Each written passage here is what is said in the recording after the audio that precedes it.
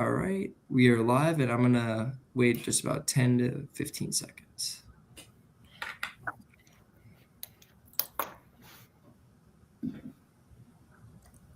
Good afternoon, everybody. Welcome to today's TIA live stream event, Leading Through Freight Fraud, Real Incidents, Real Responses, and Real Lessons. We have a great panel of speakers today to help you through these issues that we will be talking about and addressing the current state of the freight brokerage industry. My name is Anthony. I am the Senior Education Manager here at TIA, as well as your host for these live streams. So we really appreciate you tuning in, whether this is your first time or you are a regular attendee, or if this is the first time you're watching the recording. Be sure to check back to the TIA LinkedIn and check tianet.org to find more live streams like this in the future. We have these once a week on Thursdays and hot topics on Tuesdays. So we really appreciate you. And we just have a few housekeeping items to get through, and then we will get started. First up with the antitrust statement, discussion, comments, and presentations during TIA functions must not refer to any past, present, or future rates, prices, or anything related thereto, include any reference to marketing strategies, include any discussion of boycotts of any person, product, or firm, or inhibit any members' employees from discussing employment with other member companies. Additionally, things you hear during the meeting that are confidential and private to TIA should not be shared publicly without its prior consent or used against or in competition with TIA. Next up, for questions and feedback during the webinar, we have a few options for you to choose from. If you can please put your comments wherever you see fit, whether you're viewing this on LinkedIn or on YouTube, that would be great. We want this to be interactive and hear any feedback or questions you might have throughout the presentation. Towards the end of the presentation, we're going to address as many questions as possible. But additionally, keep in mind that when this event is concluded, you'll be able to come back to where you are, whether that is LinkedIn or the YouTube event you're watching this on, and watch this recording. You'll also be able to see this later on in the TI podcast. So please keep in mind that this will be available later on. And when you do come back to watch this, and if you have more questions, feel free to comment there, and we'll try to check back and make sure anything gets addressed that is asked after the webinar today. With that, I will turn it over to the host of the panelists today, Kelly. Thank you. Thanks, Anthony. Hi, my name is Kelly DiNapoli, and I am a National Account Manager with Roar Logistics. I'm also the chairperson for the TIA Rail Logistics Committee, so thank you guys for joining today. I do want to get started. As we're going to be talking about freight fraud and how we've, as leaders, have worked through these issues and have some real life examples for you and some stats. But I want to quickly introduce everybody on our team, and then we will start with the PowerPoints. So we have Christy Knichel, who is the CEO and owner of Knichel Logistics. We have Shelly Austin, president of Intech. We've got Christina Dupree, who is the director of logistics at Paper Transport and PTI, and Ken Joy, who is vice president of domestic intermodal over at Road One Logistics Solutions. We have Richard Miller, who is the CEO of Spearpoint Logistics. And then our final person speaking today is going to be Michael Lynn, who is the director of Musco Olive. I think we'll go ahead and turn it over to you, Christy. And again, I appreciate all the speakers here today that are going to share some viewpoints and some ways they've gotten through and navigated through some fraud situations. So Christy, if you want to take it off and start it for us. Absolutely. Thank you, Kelly. And like she just mentioned, I'm the CEO, owner of Knichel Logistics. And the case study that I'm going to share with you happened this past year. And I will say just briefly, I don't think I've seen as much fraud and theft in this industry in my 29 years, other than the last 2 years in particular. So with my case study, we shipped a load that was high value liquor, and the shipment came out of a distillery in Kentucky, was headed to California, and it was intended transit was to engage directly from the rail ramp in Cincinnati once the load was picked up. We utilized a well-known vetted carrier that we have used before because our primary carrier was not able to pick up the shipment, and we do a lot of shipments with a particular customer. Once the shipment arrived at destination, it was delivered with the seal intact. And when we noticed that there was signs of a problem, and the ultimate outcome here, the driver ultimately we found out was delayed at the shipper initially. We also found out that the driver was also out of hours once he was waiting at the shipper to get to the ramp. So the unfortunate part was the driver decided to take an unplanned deviation and take the container to a third-party yard in Louisville, Kentucky, which was not communicated to our team. And it was also a yard. It had a gate, but it was not monitored. There was no cameras at that gate whatsoever. And then we found out 5 days after the load was delivered that the customer reported roughly $50,000 in specialty product that was missing from the container. So ultimately, what happened in this situation was the seal being intact, going through the whole process. It was very challenging to figure out how was their product missing when the seal was intact. And this was a large customer of ours. They expected us to pay it. And ultimately, we did pay the claim, even though the carrier's insurance denied it because the seal was intact. So we're trying to find out here, what happened in this situation that this product was missing with the seal intact. I think a lot of times in these high theft situations, a seal could potentially not be put on completely. They talk about inside jobs happening when these things happen. And then once we got some data around the situation, we also found out that we got some information from the railroad that the door lights, or the door, I guess, was open and shut all night long. They had some GPS data that they were using at this time where we could see that, which actually happened after the shipment we found out was brought to that yard once we got the GPS information from the carrier. So once all this happened, and ultimately we did pay the claim to the customer, with it being a big customer of ours, and technically we didn't even have the legal liability to have to pay the claim, but this is what companies like us do in cases like this for our large customers. But moving forward, some things that we had to put in place was really reiterating the standard protocol to the carriers that all containers are to in-gate same day unless authorized. And that was something that was not done, for us, but also our team internally making sure that they are also tracking these containers into the gate before they go home for the day, because if they don't see that, then we know there's probably going to be an issue. And then, of course, being a risk commodity, making sure direct to ramp, again, notifying us immediately. And they also have to use a secure yard. Again, if these things happen, we completely understand drivers out of hours, there might have been issues, but we got no phone call. And for something like this to be taken to an unsecure yard is just unacceptable.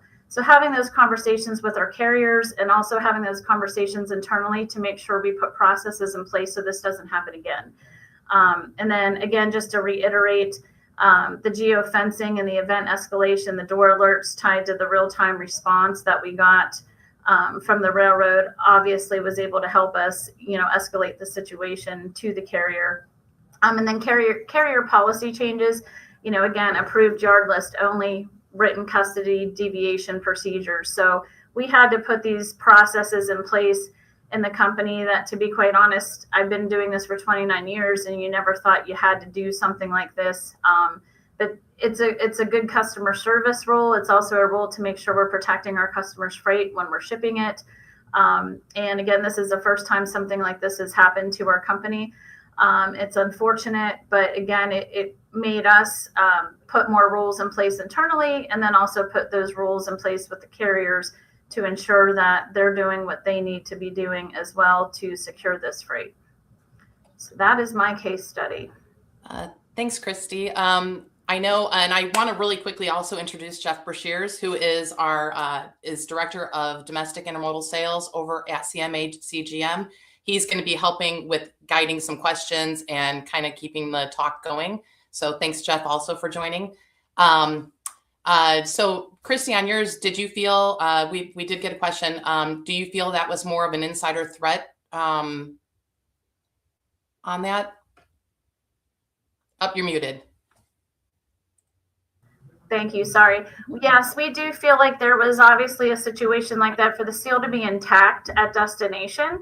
Clearly, the seal was not put on properly or completely, put on where there had to be some kind of issue there. The carrier's denying that all day long, unfortunately. But I think if we had put our other, policies or procedures in place to ensure that we track that into the gate, then we would have maybe avoided this issue potentially from even happening. Christy, when the container got there, do they have pictures of the seal? Do you understand my question? Yeah, at the destination. Yes. Yes, they do have pictures of the seal. Yep. And it was on. It was on. So we felt like the seal wasn't completely on when it left that yard. The gate guard checks that, and assuming maybe they had something to do with it, but you take it to the unsecured yard. The container doors were probably opened at least 25 times all throughout the night, got in-gated the next morning, and went to destination. And that's when we found out. The unfortunate part of this, though, too, I'll just add real quick, is the carrier, felt that the customer, the shipper, didn't put the product on the truck. And they say these things happen a lot. I think the problem with that was when you have pallets that are on there that have a barrel on the pallet and no products on that pallet, you clearly know that something was taken off of that truck. And it wasn't that they just loaded this in that manner. And the shipper did have video camera, but I can tell you the video from the shipper was not great. So that's another call out. I would say that shippers really need to do a better job with having better cameras in place, better checkpoints in place for these type of things, to try to avoid this from happening again. Shelly and I know a real good attorney in Columbus that can help you if you'd like. I appreciate it. Okay. Well, thanks, Christy. I think we're going to go next to Shelly. She's going to share a little bit about a situation she had, and take it away, Shelly. And thanks, JB, for looping me in the fact that I know a really good attorney. I appreciate it, Kelly and Christy. Very unfortunate situation. I wish we all didn't have these case studies to present, but unfortunately we do. One of the things that I feel like a broken record, but one of the things I really like to talk about in these types of conversations is the difference between, not difference, but the fact there's two things here. There's cargo theft and there's fraud. And you can have situations where both, actually what you usually do, especially with fraud, where you have both. But back in the day, we used to just deal with cargo theft, right? Somebody just hit a box and they took product and they went. But now we're getting that whole fraud involved into the theft side of it. And it could be fraud through a customer. It could be fraud through the carrier. It could be fraud. I mean, every single party has some kind of fraudulent activity going on right now. So I think it's important to understand that. So my case study is actually, I'm going to have two different little scenarios. And it all revolves around a commodity that you might not think is a hot commodity like liquor. I definitely would prefer to hit a liquor situation than nuts. But guess what? Nuts are a hot commodity. And so it's very important to pay attention to the commodities that you're moving, because most of these folks, these bad actors, they are very smart, and they know what they're targeting and they know what they're looking for. So they're not going to really run for the toilet paper unless we're in COVID. I think that's important is you really be mindful of your commodity. And most of the time they're high value. And guess what? A load of nuts is pretty expensive. So when talking about that, the thing that just floors me, and especially like in Christy's situation, is these shippers, they're very smart, right? They've done a lot of things to make sure that they protect themselves. So when we have multiple shippers that we move nuts for, and they do certain processes that are a lot outside of what you do on a normal move. So they request you to send the driver's license, they request you to send the driver's name, they request you to send the truck number, the trailer number, the MC number. You have to send all of that well before the driver arrives, so all of that can be checked and validated. That sounds all fine and dandy, but guess what? Everybody's figured out how to get around that as well. So in that situation, you know, we have seen, and we had an instance where we did have one that a full load that got stolen, and it was because a driver arrived. Everything was intact. They checked out. We even have the picture with the driver's license, with everything. But guess what? They can put little fake plates over their truck. So they can put fake MC numbers and all this stuff over what should be the right information on that truck. And then we ended up having a situation. I'm giving you two, actually. I know we're talking about intermodal, but we do intermodal and truck for this customer. And this particular one was a truckload. And they actually tracked. I mean, we use, you know, your macro point tracking. We use they actually tracked all the way out of California, tracked everything, and ended up when we saw it stop tracking, it was in Oklahoma. And so that was an alert for us. And what they had done was put false ELD tracking information in a different unit. And so it gave them enough time to get rid of and do whatever they want to do with the nuts while they were still in California until we knew what was going on. So point to the story is no matter how litigious you are and give the proper information, now what we're doing is any carriers that we send in there, we actually have them send us a picture of their tractor trailer before they arrive with the tractor trailer to see if there's anything that looks like it's a magnet or a sticker or something like that, and have that validation point as well. And we continue. I mean, we did track it through getting out of California, but unfortunately, there's ways to falsify that information as well. So that's that particular situation. But I think why I wanted to bring up the truck situation is to tell you that led the customer to decide that they're going to ship more intermodal. They do very little truck with us, but they do a lot of truck, and they are actually converting a lot more from truck to intermodal now. Because in my opinion, and I think a lot of our intermodal experts here would agree, you have less fraud in intermodal than you do in truckload. You still have theft, but we deal with theft a lot, but I think you have less fraud. And a lot of that is because your dray carriers have a UIIA authority.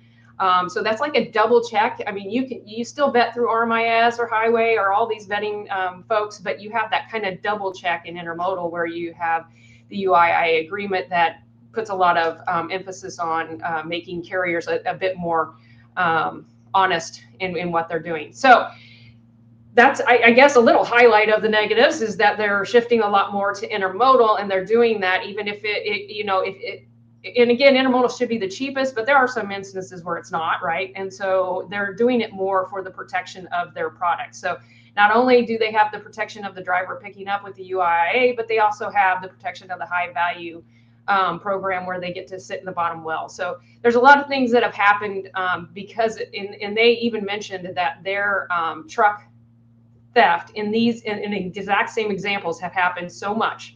And not with our company. We were fortunate to just have the one instance, but throughout, and that's having them convert to intermodal. The only other thing that I want to highlight is just a caution for everybody is be very careful. And Christy even mentioned it. Be very careful of yard pulls and taking to a secure yard. Because intermodal, we do that, right? We do that. And so we had a situation where very good carrier used them in the past, everything checked, all good and fine and dandy, and they yard pulled and took to a secure yard, and these two loads picked up in the same day. So that's very important in this case study. They picked up in the same day, go to the secure yard. That night, that yard gets hit, and they break the gates. The guard was sleeping, and multiple boxes get pulled and stolen from that yard. Now, even though you can request a carrier to have a certain value on their insurance, say $250,000. Make sure you always check, hey, I want you to carry $250,000. Be very mindful. If a yard gets hit, there's this thing called single occurrence. And so we had 2 get taken, but the carrier itself in their yard had 5 taken. So those 5 are a single occurrence.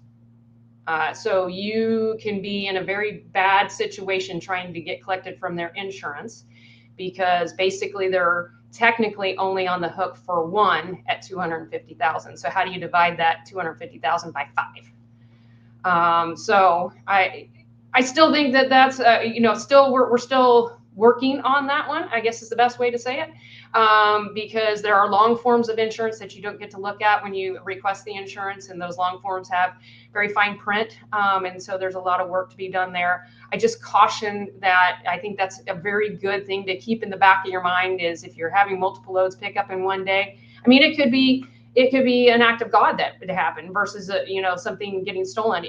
There's this single occurrence situation, and so you have to be very careful of that. That is pretty scary. Yeah.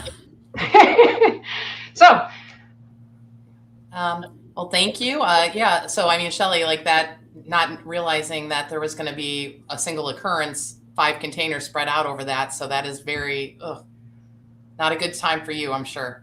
Yeah, I just think it's just something to keep in mind. It's not like you will stop doing that, but if there's a way to prevent yard pulls and those types of things when you can, it's just something to be mindful of. Very good. I'm looking kind of towards some of the questions that have been coming out from the chat here. Anything on the insider threat stuff? I guess it's kind of going back to maybe more for Christy and maybe even for you, Shelley. Do you think there's anything linked to cartel activity or anything that is a view that's shared by this group or even IANA? If Jeff, I know you're very well involved there too.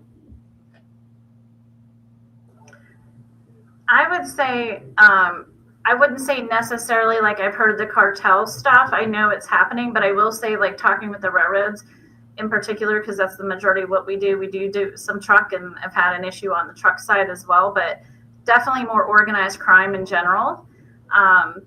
It's just more organized. It's just interesting how I feel like COVID kind of created this environment that it always existed, but not to this level. And it's just more sophisticated now is what we're being told. I don't know from the IANA point of view, Shelley, if that's something that you're talking about there too.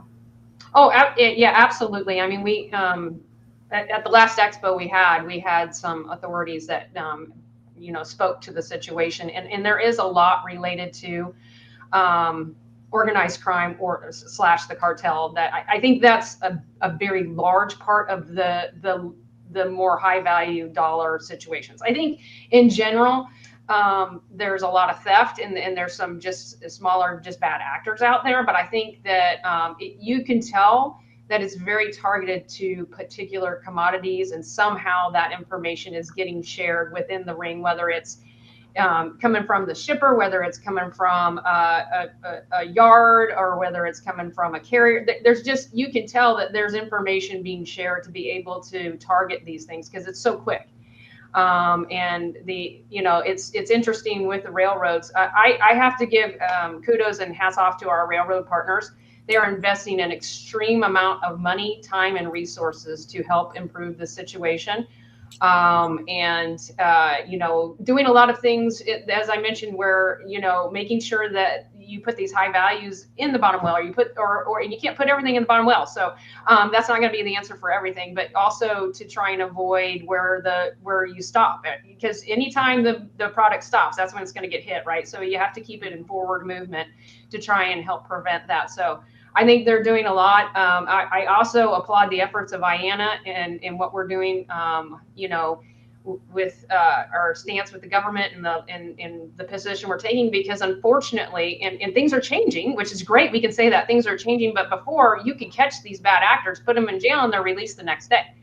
There's a lot of things being done to make sure that they get prosecuted and they actually feel the pain for what they're doing versus just get released back out in the wild to do it again.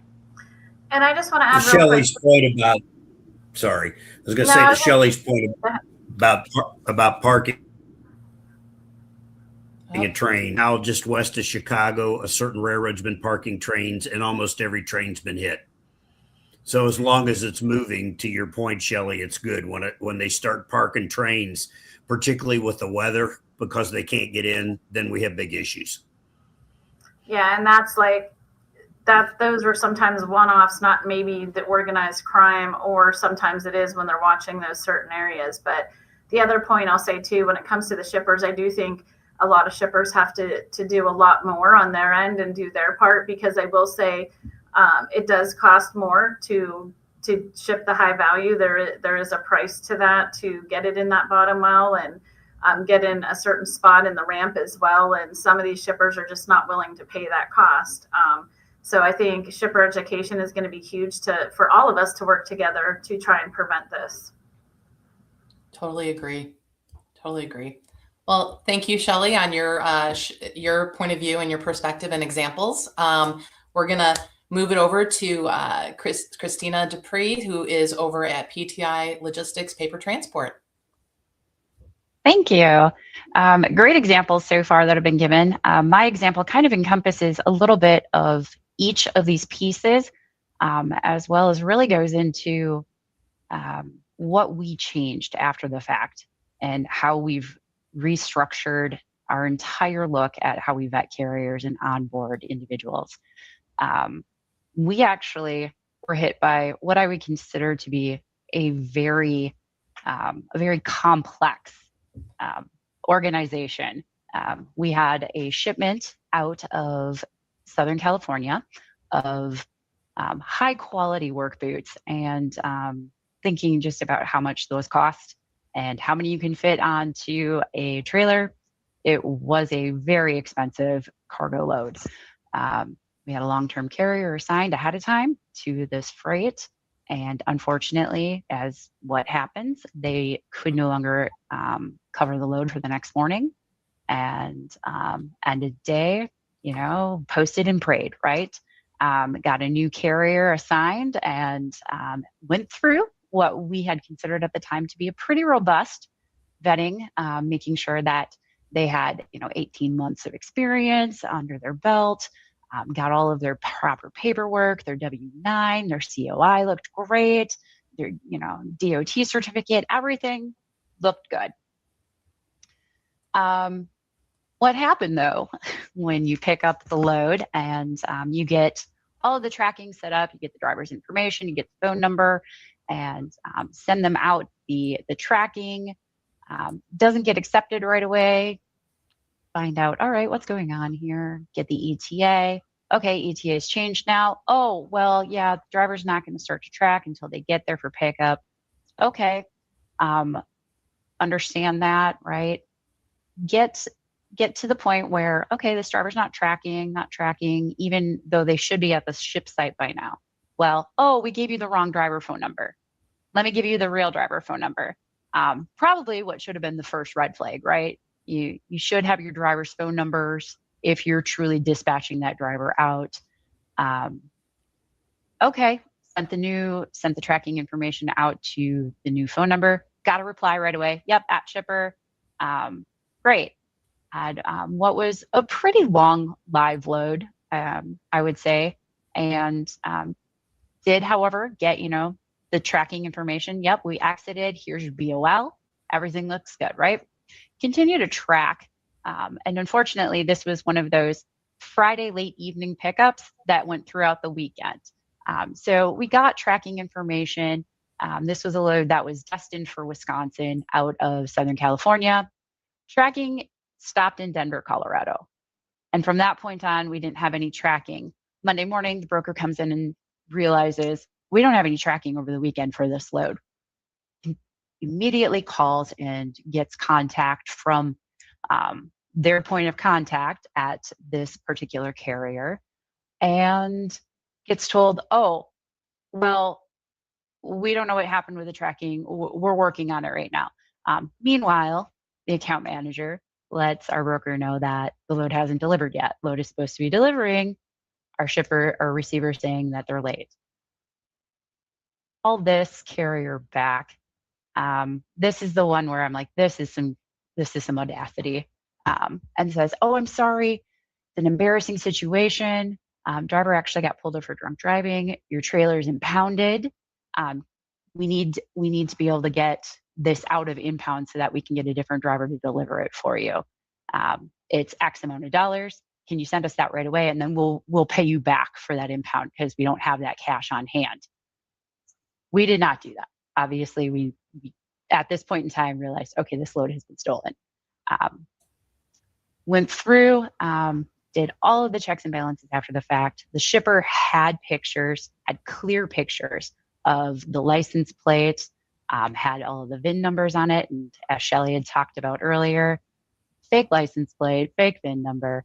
But what was even more crazy and adds to the sophistication of this is that as we called the insurance company for this carrier, found out that a week earlier they had seen a large spike in requests for COI certificates. And at that point in time, the genuine owner of that MC found out that their FMCSA information had been falsely changed for their contact information for both their email and their phone number, and that their MC identity had been stolen. So at that point in time, we were like, well, how do we even prevent this from happening, going forward? Right. What we found out was we did have a little bit of an alert. We had an alert that could have been said FMCSA information has been recently changed. We ignored that. We no longer ignore that. So going forward, one of the things that we have done is we actually, if a carrier has had their FMCSA information, contact information changed within the last 6 weeks, we say, we're sorry, we're going to wait another 6 weeks before we'll onboard you. And at that point in time, give it time to kind of vet through, watch and see if there's any watchdogs that get put out there, any other alerts from different services about the carrier. And if it's truly a carrier that we do want to onboard long-term, we continue to follow up. But if it's just a one and done, we won't bring that carrier on. As far as other things that we changed, one of the things that we found out was this individual, the carrier that we thought we were hiring, was based out of South Dakota, single owner operator, and was a flatbed carrier without any type of van experience, no trailer interchange agreements. So going through and looking at equipment type and ensuring that they do, if they're going to move a van load, own their own equipment on their insurance, or they have trailer interchange insurance. And then we have a visual confirmation through one of our vetting services now that we actually look and see where that carrier's physical footprint is throughout the country. If we don't see a physical footprint throughout the country, and I mean visual truck pictures, can look and like zoom in on the VIN and on the DOT number. If it's a cardboard cutout with duct tape on the side, we don't use them. But at the same point in time, sometimes those carriers, like even if they're not even if they don't have that physical footprint, we will still use them, but then it goes through a much deeper and broader process. So the biggest thing that I can say for us is really, really finding out at the end of the day, is this a person or is it, a fake actor out there? And doing your due diligence and being okay with saying no to that carrier every once in a while that you're like, I don't know, just say no. Because at the end of the day, your shipper and your customer is going to be far less upset if you push it out one day versus if, you hired a fraudulent carrier. The other thing that we did internally too for TMS, if we change our carrier profiles and specifically have truck count allotments, so if you're under a certain threshold for a truck count allotment, we only assign you one shipment at a time to ensure that you don't run into a situation where you could have multiple loads under a small carrier and then run into that kind of similar situation that Shelly was talking about as well. If you do happen upon a bad actor where, okay, now I'm 5 loads in and I'm underwater really quickly. And then making sure that goes away after a certain period of time too, that restriction of only 1 load at a time. It's either after a certain amount of loads has been hit or a certain duration of time. So, and then we automatically kick a carrier out of our system if they haven't been used within 6 months. so that they have to go back through the full revetting process too. That makes sense then. Yeah, no, that's a really good, some good ideas to follow or to implement into place. Definitely. Do you feel with when someone's an operator, right? When your team is operating, you feel like if someone says, "Hey, I've got capacity," I could totally see like, okay, there's 3 loads. I'm going to throw them all at you. So has that been a learning curve for your team and for everybody else? Yeah, and I think a part of putting it in the system as well, you may not even know, like, hey, I'm broker A, I just booked a load with this carrier. I'm broker B, I just booked a load with this carrier. And if you're not in the same office, if you're not, booking at the same time, you're probably not having that conversation across the board. So having that as an automated like alert or pop-up really makes a difference too. That's great. That's great. So I'm looking through, I know someone posted on the chat here that we could, you could have had the team call the original number to verify why it had changed. I'm sure that's something that you probably did at that point too. Yeah, that was an after the fact, moment. We had actually called we called the number that was listed as the FMCSA contact number. And that was what had been changed along with that email in the system. So when we said, hey, does this match? Because especially if you're using a non-company URL like Gmail or whatever as, your carrier's contact information, you go through and you make sure like, does this match exactly? That was also part of we found out that this number wasn't the correct number for the FMCSA. The insurance carrier actually got permission from the owner of the MC to give me their contact phone number, and they absolutely did not match. So, and then it got fixed the next day. Like it reverted back after we had made some contacts and put out some alerts. And so for that poor true MC, they did not have a good, set a couple of weeks either, I'm sure. So, yeah. Wow. Well, very good. And thank you for sharing your story and some of the changes that you've implemented to make it to catch this fraud before it becomes an issue for your company. So thank you.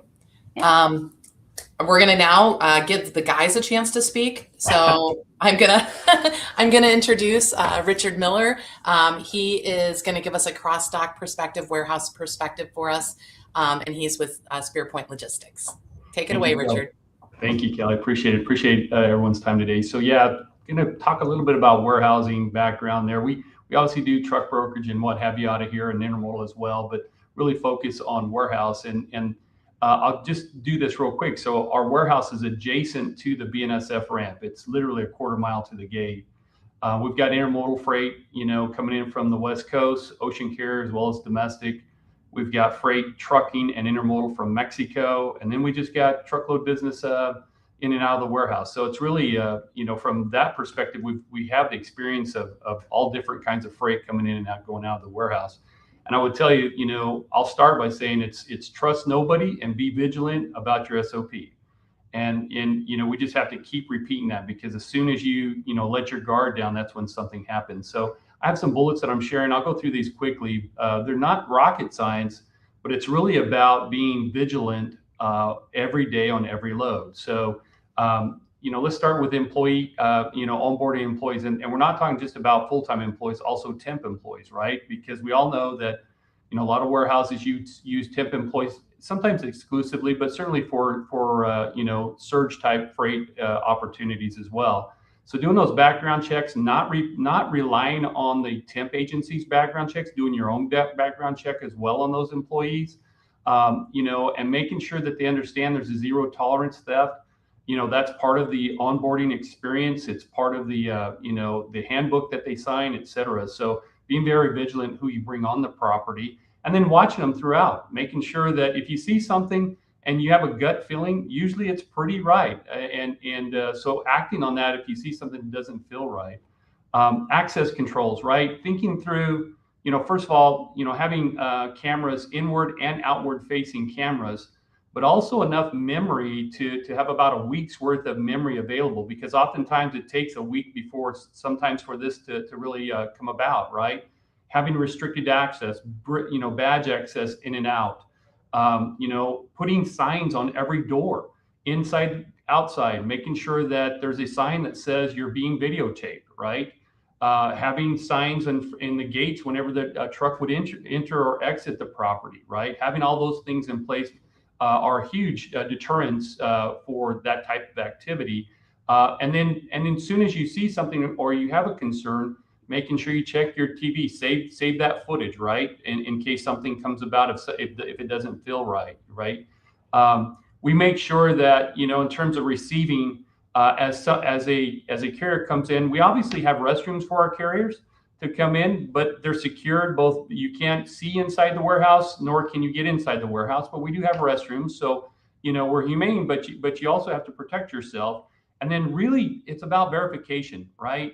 Making sure that we not only look at the driver's license, take a photocopy of that. Obviously, as we're bringing in that carrier, we have a BOL. We attach all that into our WMS, along with photos of the seal, along with photos of the doors when we open it, photo of the driver's license. If there's any discrepancy, right, there's a whole checklist that we go through. If there's a discrepancy, then you pick up the phone and call the carrier or the shipper before you do anything, right? We have something that's not normal here, and make sure that you double check all that, right? So once a product gets in the warehouse, obviously, all warehouses today pretty much use a WMS. You go through and do regular cycle counts. That's pretty standard protocol. What's interesting is segregating duties. So separation of church and state, because anytime you have one person from soup to nuts doing an activity, that increases the opportunity for issues.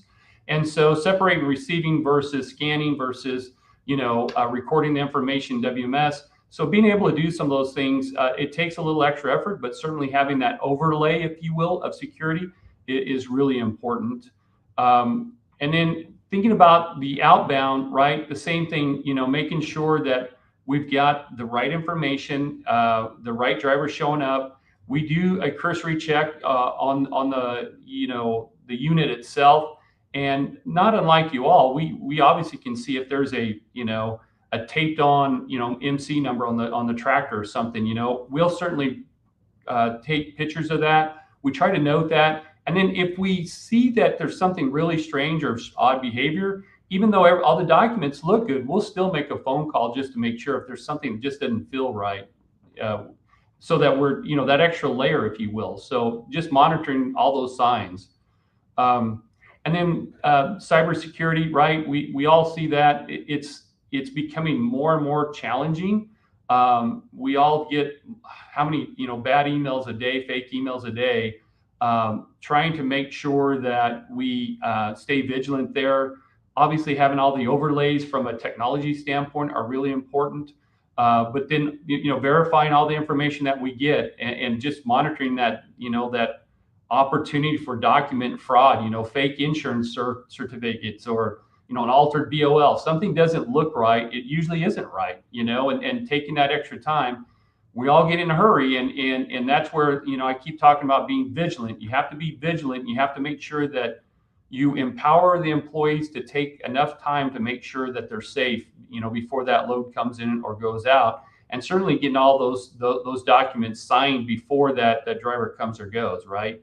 And God forbid you actually do have an incident, then it's all about reporting, making those phone calls right away. As I said, securing that footage and saving it so that you have in the future, making sure that the customer's aware, that everybody's aware of the process, what's going on as soon as possible. So I would tell you, high cut, I'll end where I started, trust nobody and be vigilant, and don't let your guard down. That's the biggest challenge we have is people get comfortable, particularly on routine moves or routine shippers. Christy and others talk about large shipper. It's it becomes routine, and it's just human nature that you continually have that customer showing up with this product. Everything looks great, and everybody gets in a rhythm, and they know the driver, they know this, they know that, and next thing you know, something bad happens. So trust nobody and being vigilant is really important. Totally. Richard, do Thank you actually have cameras at the gate? What are the cameras at the warehouse? Yeah, we have cameras at each of our gates, both entering and exiting the property. We have guards. We have arms as well. That we have video speaker at each of the gates as well. We've got outward facing cameras, inward facing cameras.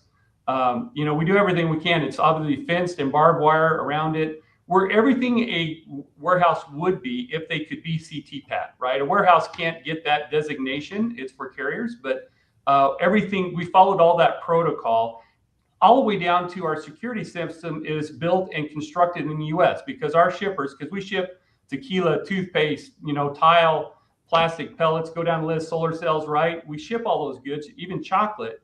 And so all of our customers also, we initially, when we built the facility, had ordered let's say an Asian-based security system that was built in Asia and got told by our shippers that that's a no-no. You've got to source something in the US because of security. And so it increased our cost about 40 grand to put in that system versus an Asian-built system, right? So all the way down to that point, making sure that we can be as safe as possible. There's definitely a lot of extra steps and documents and paperwork that you definitely have to keep for every single load that you guys do. It's amazing. Yeah, you keep a lot of it electronically also, but then we keep, for longevity, we also keep hard copy files as well. We've got pallets full of hard copy files if we have to have them. Knock on wood, we haven't had any issues at this warehouse, but boy, it's right. The market is right for this stuff. And so trust nobody and be vigilant. Yeah. Totally agree. Oh, well, thank you, Richard. We're going to go ahead and switch over to Ken Joy, who is with Road One Logistics Solutions, and have that trucker perspective. Good afternoon, everyone. Thanks, Kelly. As a carrier, I kind of want to go through some things that we do to protect ourselves, but also protect our customers. But I wanted to start with some industry stats. And these are some stats reported by CargoNet, which is Cargo Theft Prevention and Recovery Network. They claim that 2025 losses surged to $725 million. And they feel that's about 50% of reported claims. So obviously it's a lot more than that, but it's still a staggering amount of money. They're saying that cargo value, theft value, is increasing 36% to $275,000 per occurrence. So staggering and scary thoughts. The top markets for last year were California, Texas, and Illinois, but seeing increases in Jersey, Indiana, and Pennsylvania. So no network, no market is immune or safe from this. Top commodities are food and beverage and household goods, which are obviously very easy to dispose of, to sell quickly. But with all of this going on, it's just increasing insurance costs for everybody in the supply chain network. And we're all experiencing that. Costs are going through the roof. We are quite a large carrier. We have about 2,500 trucks across the country. We do port drayage, we do intermodal drayage, we do truckload, dry van, warehousing, transloading, yard security, yard management as well. So we are involved, warehousing, we're involved in pretty much every part of the supply chain. We are CTPAT certified, as was just mentioned. It is not easy for everyone to have that certification. That's the Customs Trade Partnership Against Terrorism. With that being said, we are held accountable for additional security measures, whether that be driver training, driver onboarding, warehouse and procedures. And we take that very seriously. I know we're starting to run out of time here, so I just really kind of wanted to hit on some prevention techniques, things that I would recommend that you do when you're looking at a carrier. Number one, get to know them. Call them. Pick up the phone. I love it when a customer calls me and just wants to start talking and ask me about our operation. I'm trying to do that as well, to reach out to our customers, talk about any changes in our network, any changes that are happening that I think you should know about. So pick up the phone and try to avoid just emailing constantly. That's the easiest way to have things taken away from you. But if you must bring on a new carrier, there are a lot of vetting tools out there, and some of these have been mentioned already. Programs like Highway is good, but Carrier 411, go to the FMCSA directly, check their CSA scores of this carrier. And as I mentioned earlier, please check their insurance coverage periodically. They can send you a COI when you're onboarding them, and then that insurance certificate could get canceled. They could cancel their coverage. You won't know that for a short amount of time, and that's plenty of time for them to steal some loads from you. But ask the carrier to go through their security standards. Every good carrier should have security procedures in place where they just, talk about driver training, yard management, yard security, everything like that along the way. It's always good to hear from them and have them explain to you what they are doing to prevent these issues. We also could use a little bit more help with the government, and I think they're stepping up. But bottom line is we all need to be part of this to prevent this and reduce the occurrences. I totally agree with you also, Ken. Thank you for sharing on your aspects here. Does anybody want to jump in and make a comment at this point? No? And I think we lost JB, so he had to step out. But so Ken, do you feel like with your different agent offices, has there been, is it pretty much standardized across all your different locations then with what you do? Yeah, it is. I mean, obviously, different markets have different operations. So, our operations that have a warehouse also have a very large yard operation as well. So we're probably talking more on the international containers, imports and exports that are going through our warehouse facility as well. So yes, obviously that is really beefed up. These are big networks, but we take it seriously across the board. Yeah.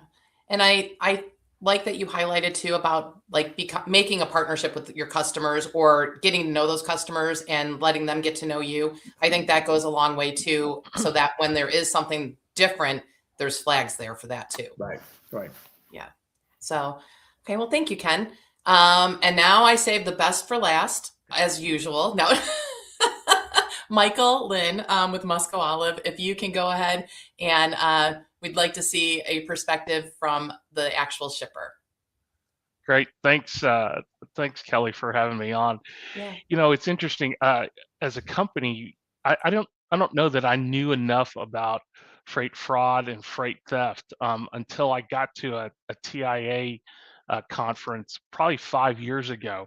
And at first, you go a shipper at a TIA conference, man, you got to be like the puppy with a pork chop tied around your neck. Everybody's coming after you, right? But I think it's the education part that was really impactful for me, and as has been mentioned many times today, the more understanding what's going on, understanding what people are doing, that helps you reinforce kind of the process that you put in place. Freight fraud is a huge concern for us.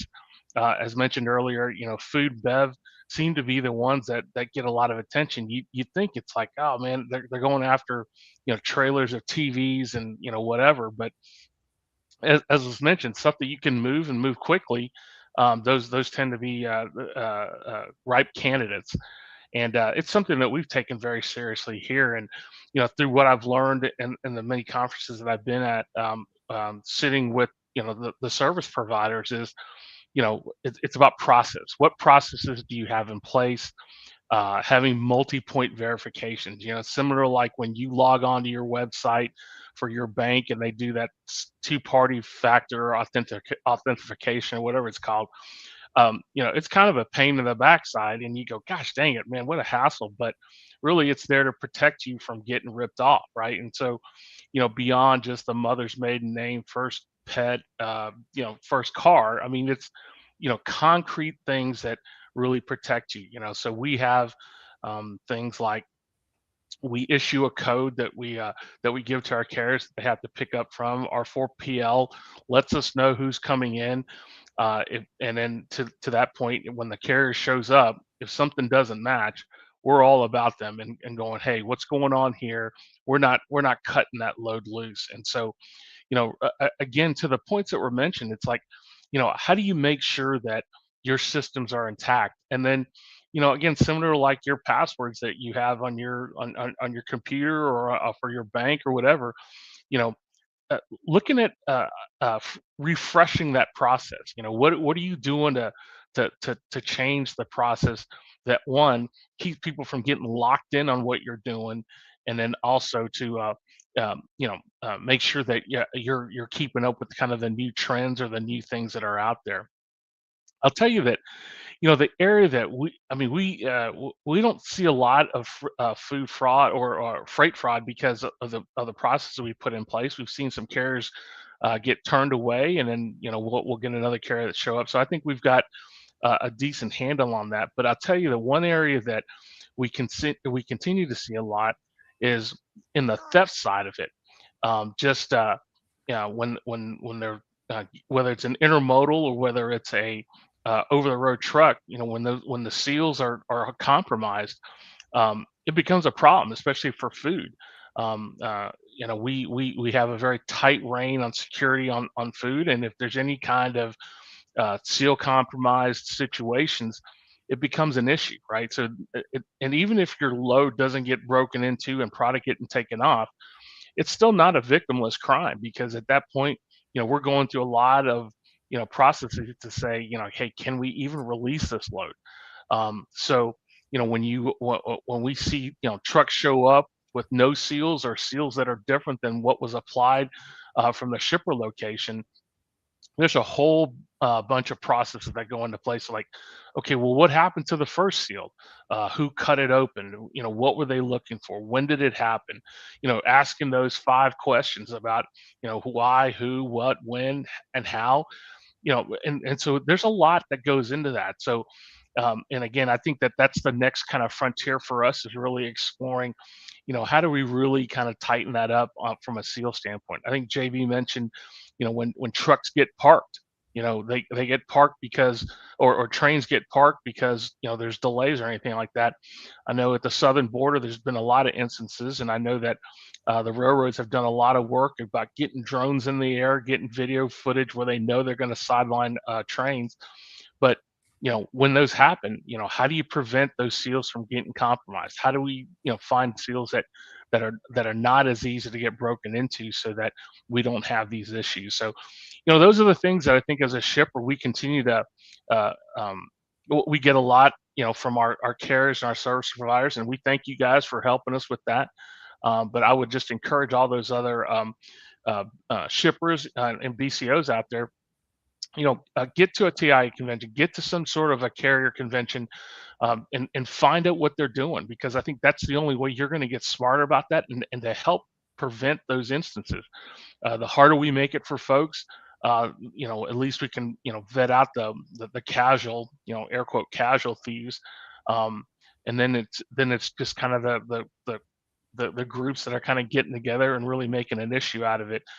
Those are the ones that are the next frontier. But I would say that it's all about process, it's all about diligence, and it's all about learning and making sure you're staying on top of it. Thanks, Michael. It's always good to get your take on the situation too. So thank you again for joining. I think we've all identified that all the steps and processes that we're putting into place does cost money, enhancements, whatever we're doing. We've got a great question from the chat here. So when we think about return on investment when it comes to freight theft and fraud prevention, is the goal to prevent everything at all costs? Or is there a point when accepting some of those risks that where it makes more business sense given the time and financial investment required? So are you guys, I don't think any of us want to go ahead and just wing something at this point in time when it comes to freight fraud and everything, but do you guys have any feedback you'd want to share? I would say that I think it really comes down to how large your organization is and what's the commodity that you're moving, and tailoring your prevention to those things. Who are your customers? What are the patterns? And what are you as a company financially able to take? Because at the end of the day, if you want to truly eliminate all absolute possibilities, you probably aren't hauling freight at all. For a number of different reasons, even outside of fraud and theft, this is not a risk-free business in any way, shape, or form. So I think even in talking with our insurance company, it's one of those things that you just have to take as many measured steps that you can, and continually review your process as new information comes to light. I would second that. I think she said it perfectly. And I think the other thing is really having those conversations with shippers. I would say we've been having a lot more. I think that's kind of where do you take the risk? Because if a shipper's not willing to do more, it's like, do we continue shipping? Or maybe you're going to have to charge more if you're going to work with that shipper, but it might price you out of the business, but you're not willing to take that risk at a lower cost. Because going back to my point with that particular customer and situation, that was a larger customer of ours, and there's been some conversations there, but there needs to be more. And at some point, you can't go in and make very little money if you're going to be paying potential claims out of your pocket consistently. And so that's just, again, there's a lot of different factors. So it's a little challenging, but there's definitely risks that I would say a lot of companies do still take. But I think the more you get hit with some of this, probably the less risks you're going to take. Well said. Very good. Not sure if we have any more questions, but I do want to throw out there to anyone that's listening. There's a ton of resources on TIA's website. If you want to join any type of committee, this is the Rail Logistics Committee. We have a great time. You don't see us off camera or off this, but we do a lot of laughing and enjoy our time talking to each other. But there's tons of things you can join. There's a lot of resources on there. There's Intermodal 101. There's other resources that can help you. And TIA, Anthony and his team are always available to help and even guide you to get you where you need or make those connections for you. So I just want to make sure if you're a member of TIA that you're utilizing everything that's there for you. And we're all here to help, and you feel free to reach out to us anytime. Thank you, Kelly. And thank you, everyone, for your time today. We appreciate each of our panelists shedding some light on the current topic. We appreciate everyone. We look forward to seeing you in the next live stream and the next Rail Committee live stream like this one. Thank you, Thanks, everybody. Thanks, everybody. Thank Thanks, you. everyone. Take care. Take care. Thanks. Thanks. See you next time. Bye. Bye.